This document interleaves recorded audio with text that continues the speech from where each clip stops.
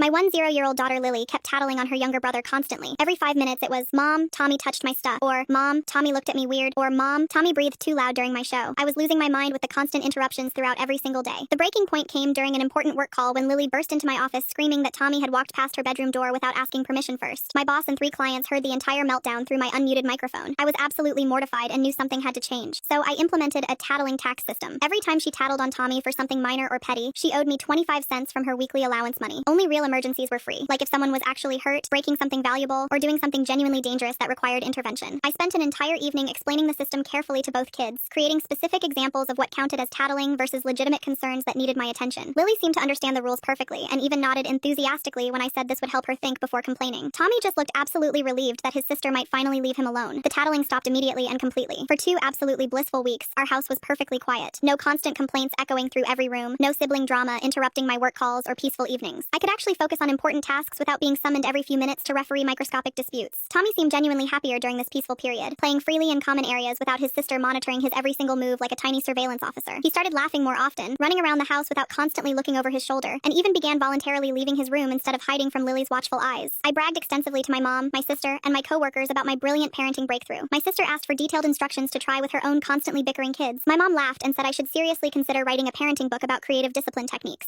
I was feeling incredibly proud of solving our biggest household problem so elegantly. But after those perfect weeks ended, Tommy gradually started acting increasingly strange and withdrawn. He'd visibly flinch when I walked into rooms and kept asking completely random, anxious questions like, "Are you mad at me about something?" or "Did I do something wrong today?" When I asked what was specifically bothering him, he'd just mumble, "Nothing, never mind," and quickly run to his room. At first I assumed he was just adjusting to having less daily conflict with his sister. Kids can